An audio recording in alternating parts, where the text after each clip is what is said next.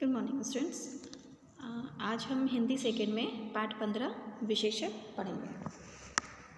विशेषण किसे कहते हैं? विशेषण जो किसी शब्द की विशेषता बताते हैं वो विशेषण कहते हैं। शब्द विशेषण की परिभाषा हम इस प्रकार दे सकते हैं कि वे शब्द जो संज्ञा अथवा सर्वनाम की विशेषता बताते हैं वे विशेषण कहलाते हैं। वे शब्द जो संज्ञा अथवा सर्वनाम की विशेषता बताते हैं वे विशेषण कहलाते हैं।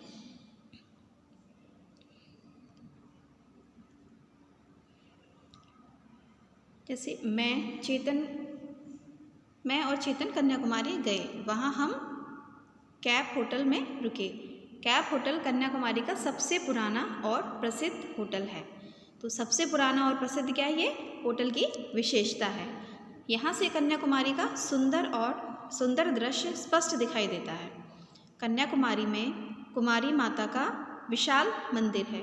यहाँ हजारों दर्शनार्थी आते हैं। तो ये जो नीले रंग से जो शब्द दिखाई दे रहे हैं ये विशेषता है। इस अनुच्छेद में रंगीन छपे हुए शब्द संज्ञा शब्दों की विशेषता बता रहे हैं, अतः इन्हें विशेषण कहा जाता है। और विशेषण जिन शब्दों की विशेषता बताते हैं उन्हें विशेष्य कहा जाता है। विशेष्य किसे कहते हैं? विशेषण जिन शब्दों की विशेषता बताते हैं उन्हें विशेषण कहते हैं। विशेषण के निम्नलिखित 4 भेद होते हैं। पहला, गुणवाचक विशेषण, संख्यावाचक विशेषण, परिमाणवाचक विशेषण और सार्वनामिक विशेषण। गुणवाचक विशेषण।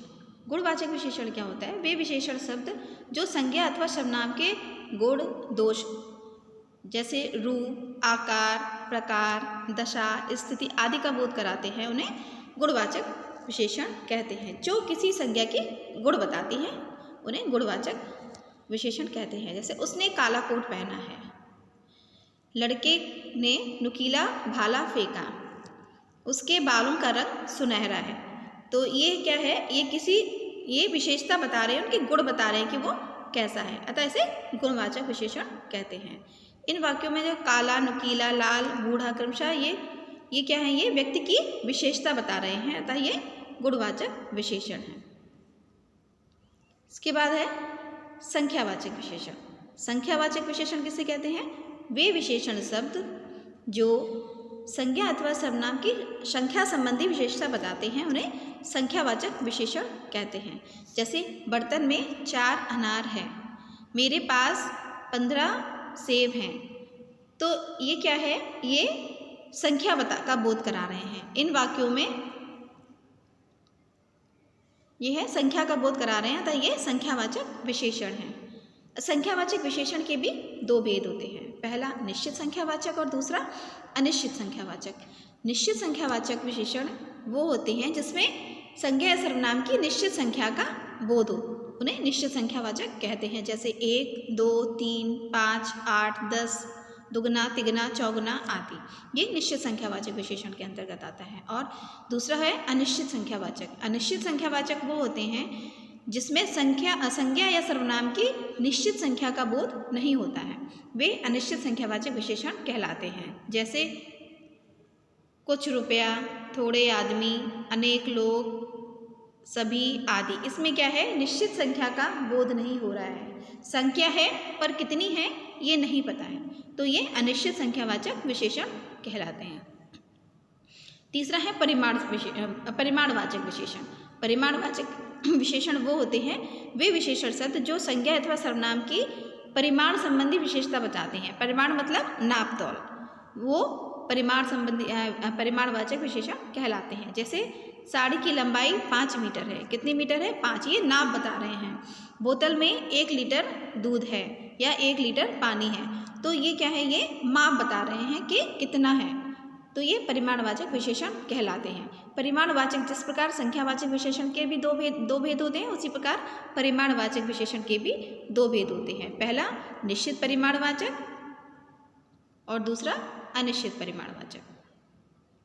निश्चित परिमाणवाचक वही होता है जो विशेषण निश्चित परिमाण का बोध कराते हैं, वो निश्चित परिमाणवाचक विशेषण कहलाते हैं। जैसे 2 लीटर, 2 मीटर, 5 किलो, 500 किलोमीटर आदि। ये सब क्या है, ये निश्चित परिमाण का बोध करा रहे हैं। दूसरा है अनिश्चित परिमाणवाचक विशेषण। अनिश्चित परिमाणवाचक विशेषण क्या है, वे विशेषण जिसमें अनिश्चित परिमाण का बोध कराते हैं, अर्थात निश्चित परिमाण का बोध नहीं होता है, उन्हें अनिश्चित परिमाणवाचक विशेषण कहते हैं। जैसे कुछ पानी, थोड़ी मिठाई, सारा आटा, थोड़ी चीनी आदि। ये क्या है, इसमें निश्चित परिमाण का बोध नहीं हो रहा है, अतः इसको अनिश्चित परिमाणवाचक विशेषण कहते हैं। चौथा है सार्वनामिक विशेषण। सार्वनामिक विशेषण क्या है, जब कोई सर्वनाम संज्ञा से पहले आकर संज्ञा को और संकेत कराता है, उसे सार्वनामिक विशेषण कहते हैं। जैसे हमारा देश स्वतंत्र है, यह लड़का बुद्धिमान है। किसके लिए बोल रहा है, बुद्धिमान है लड़का के लिए, तो यह लड़का बुद्धिमान है। तो इन वाक्यों में हमारा, उस, वह और ये क्रमशः देश, घर, लड़का और संतरे की ओर संकेत कर रहा है, अतः ये सार्वनामिक विशेषण कहलाते हैं। इसमें परिमाणवाचक तथा संख्यावाचक विशेषण में क्या अंतर है, अब ये अंतर बताएंगे आपको।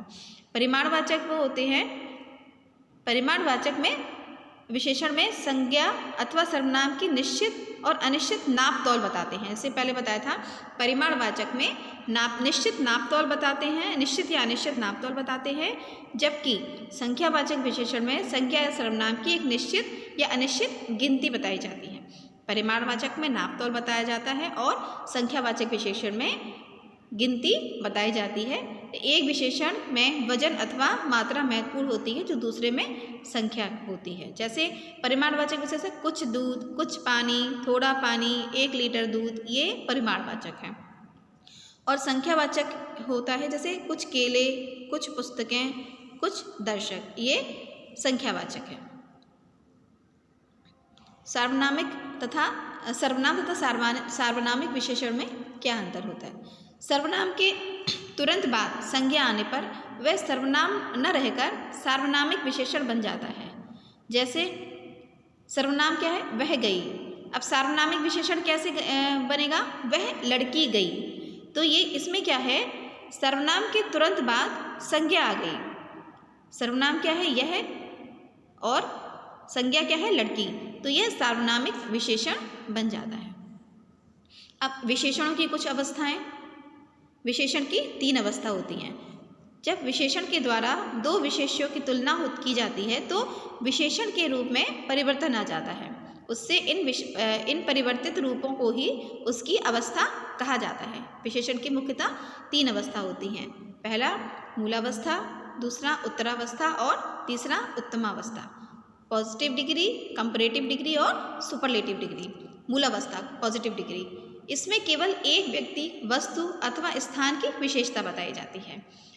तो राम अच्छा लड़का है, ठीक है, तो इसमें केवल एक व्यक्ति की विशेषता बताई जाती है, जैसे सचिन तेंदुलकर प्रसिद्ध खिलाड़ी है।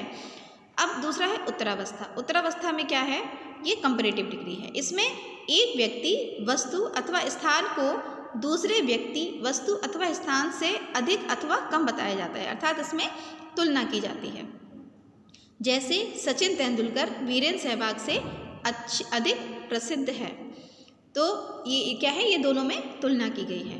अब तीसरा है उत्तमावस्था। उत्तमावस्था क्या है, इसमें 2 या 2 से अधिक में तुलना करके एक को सबसे अधिक या सबसे कम बताया जाता है, इसको उत्तमावस्था कहते हैं, सुपरलेटिव डिग्री। जैसे सचिन तेंदुलकर सबसे प्रसिद्ध खिलाड़ी है, तो इसमें क्या है, सचिन तेंदुलकर को सर्वश्रेष्ठ बताया गया, सबसे अच्छा बताया गया है।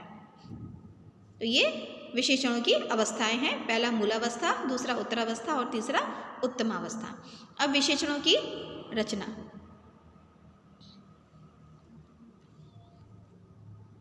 कुछ विशेषण शब्द अपने मूल रूप में ही विशेषण होते हैं। कुछ विशेषण संज्ञा, सर्वनाम, क्रिया और अन्य शब्दों से बना लिए जाते हैं।